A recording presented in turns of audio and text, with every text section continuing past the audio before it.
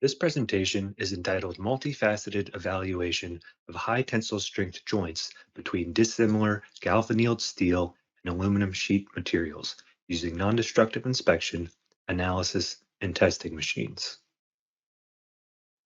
This is the presentation outline.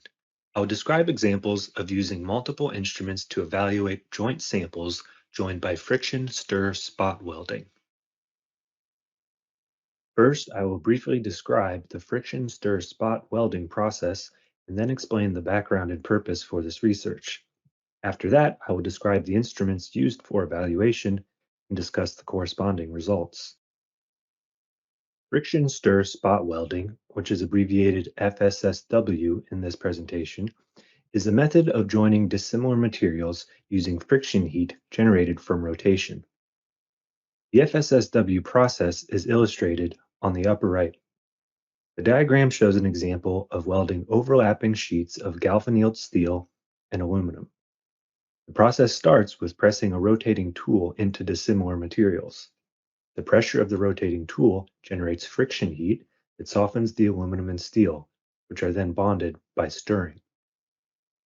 At that point, the coating material on the interface surface flows out to form an intermetallic compound, or IMC layer. That IMC layer is said to be a key factor in determining joint strength. Therefore, in order to evaluate FSSW joints, it is essential that techniques be established for observing and evaluating interface surfaces. One important challenge in recent years has been to reduce the weight of transportation equipment in order to utilize resources more effectively.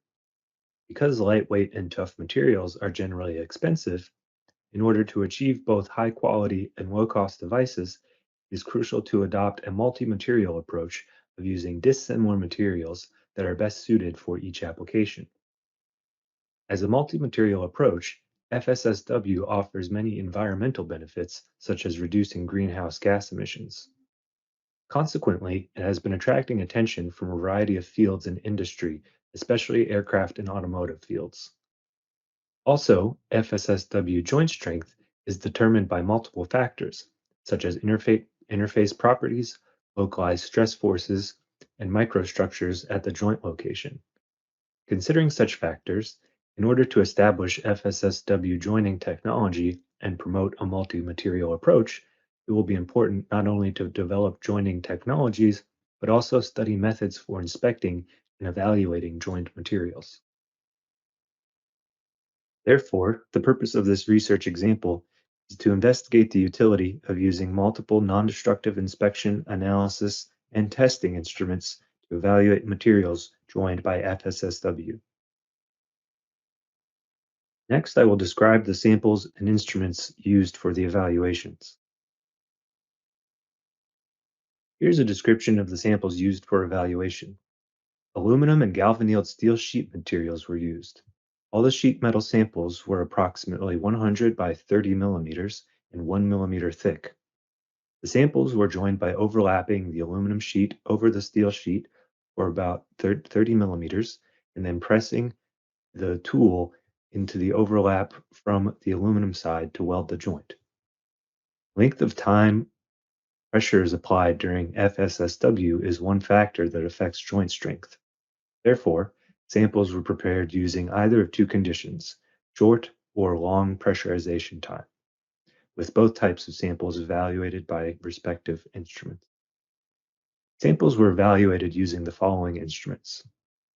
An ultrasonic optical flaw detector, called the MIV, was used to acquire an ultrasonic field image from the joint area to evaluate defects near the joint surface.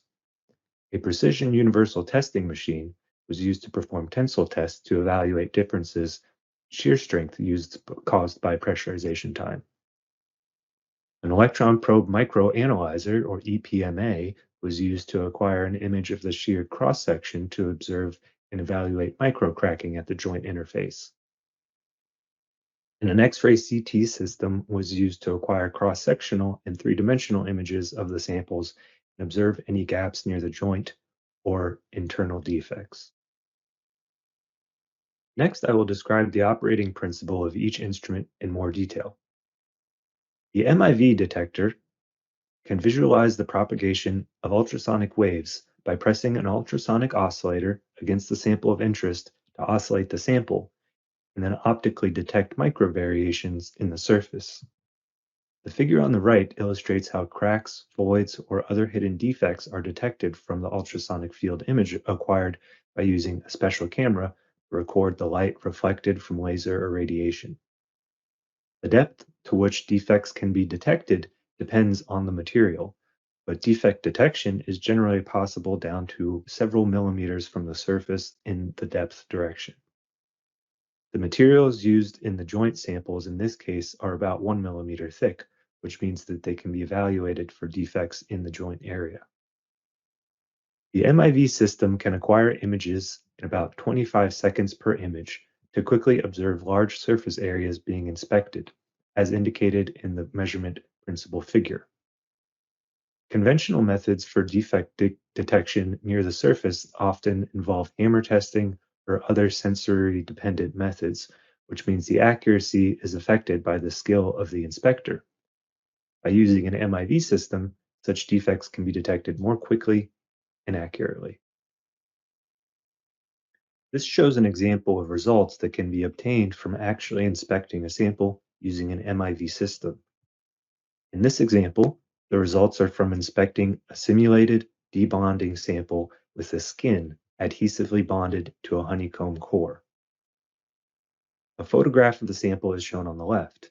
The sample was created with intentional bonding defects circled in blue, where the skin and honeycomb core were not bonded. This is a diagram of the sample cross-section.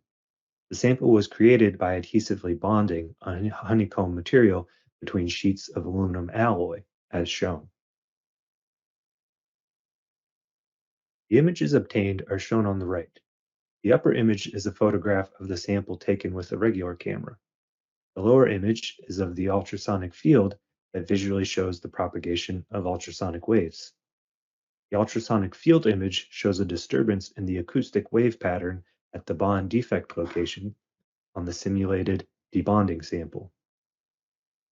The disturbance indicates a discontinuity in the acoustic wave propagation at the location where the skin is detached from the honeycomb material. The image shows how the acoustic wave propagates differently where the skin has detached from the honeycomb material than other locations.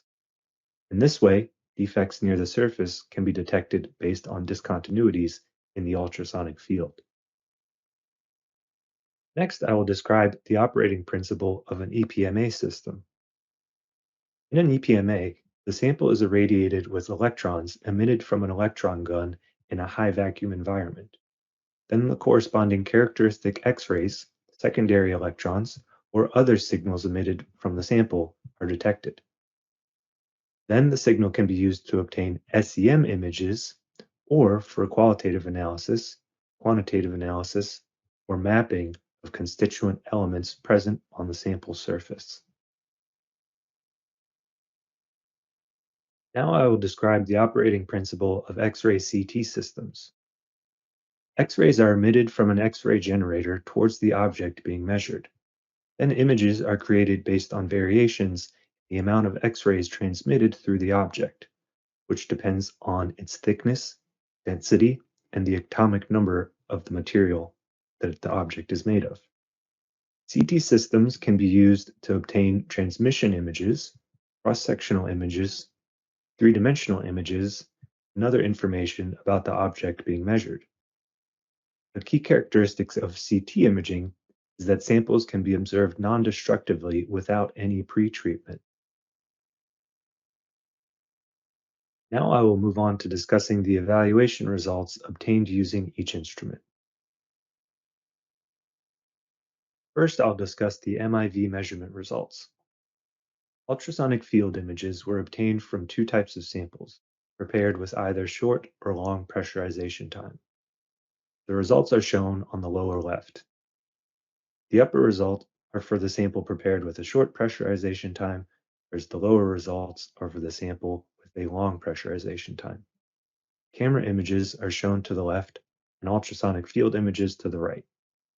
A comparison of respective results confirms that there were no variations in the propagation of acoustic waves for the sample with short pressurization, either at the joint or in any other area. That likely indicates a high probability that there are no defects present near the surface of the sample prepared with short pressurization time.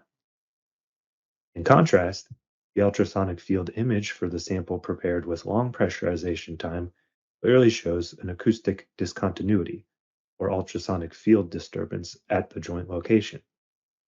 That suggests that there may be a defect near the surface at the joint of the sample prepared with long pressurization time. Using the ability of the MIV system to inspect samples quickly, 10 samples were prepared with both a short pressurization time and long pressurization time and were measured to verify the presence of acoustic disturbances that could be found. That resulted in the detection of no ultrasonic field disturbances in the samples prepared with short pressurization time. In contrast, ultrasonic field disturbances were detected in 3 of the 10 samples prepared with long pressurization time. Based on those collected results, presumably some sort of defects are likely to occur near the surface of samples prepared with a long pressurization time. Next, I will explain the results from using a testing machine to test tensile shear strength. Samples prepared with short and long pressurization times were tested using a precision universal testing machine to calculate the tensile shear strength. The results are shown in the center graph. Those results indicate tensile shear strength of about 2,800 newtons for the sample with short pressurization time, but only 2,200 newtons for samples with long pressurization time.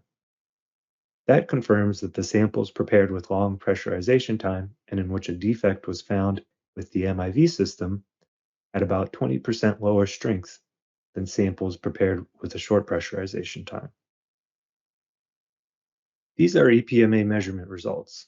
These EPMA results were obtained by cutting a cross-section through the FSSW samples to obtain backscattered electron images of the material composition, or compo images, at the cross-section.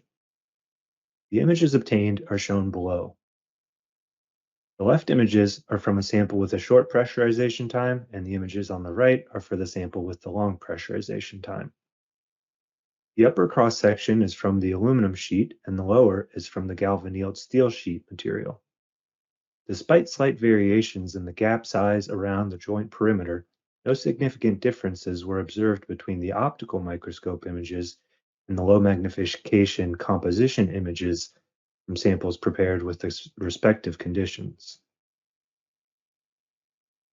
These are cross-sectional compo images of the intermetallic compound layer near the joint interface taken at high magnification.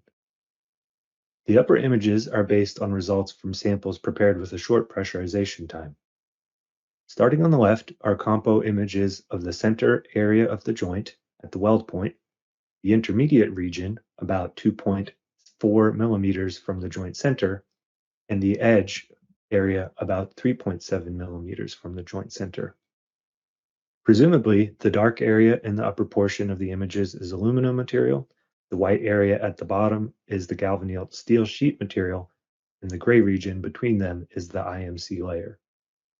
A comparison of the samples prepared with respective conditions showed almost no cracking in the IMC layer of the samples with short pressurization, whereas cracks with widths ranging from a few microns to 10 microns were observed in the IMC layer in all regions of samples prepared with long pressurization. The EPMA results considered in combination with MIV and testing machine results suggest that joints with long pressurization times might have lower strength due to a tendency to crack at the joint interface.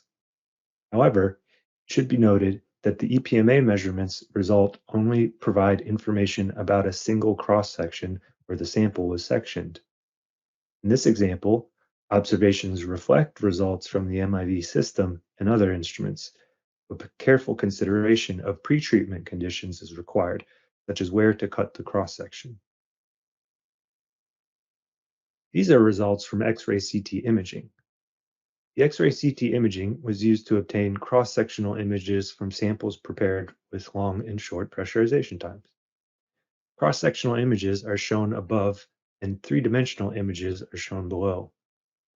These CT images did not show the cracks visible in the MIV and EPMA images, but unlike MIV, they did show gaps near the joint in the cross-sectional images and internal defects in the aluminum sheet. They also show a low-density region around the joint perimeter.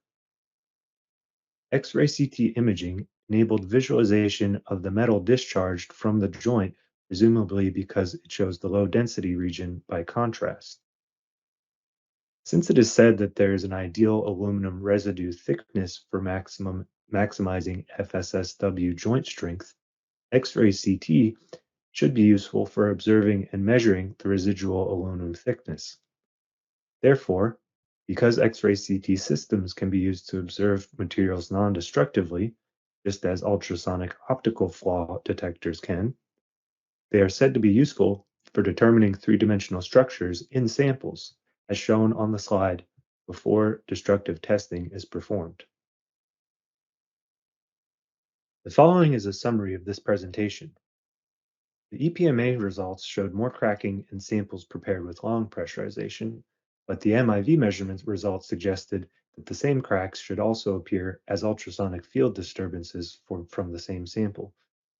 The testing machine results also confirmed that the joints prepared with long pressurization had lower tensile shear strength. X-ray CT imaging enabled visualization of gaps near the joint, internal defects in the aluminum sheet, and metal discharge from the joint, which could not be detected with the MIV. The information that can be determined from the measurements using each instrument is summarized below. The MIV was able to identify cracks. The universal testing time was able to measure a difference in the shear strength. With the EPMA, many cracks in all domains were observed for the samples pressurized for a longer time. And the X-ray CT scanner could visualize gaps near the joints, defects inside the plate, and metal ejected from the joint. The presence of zinc is said to be related to the presence of cracking in the IMC layer. I'm scheduled to give a presentation separately on the evaluation of zinc presence near joints. I hope you can attend that presentation as well.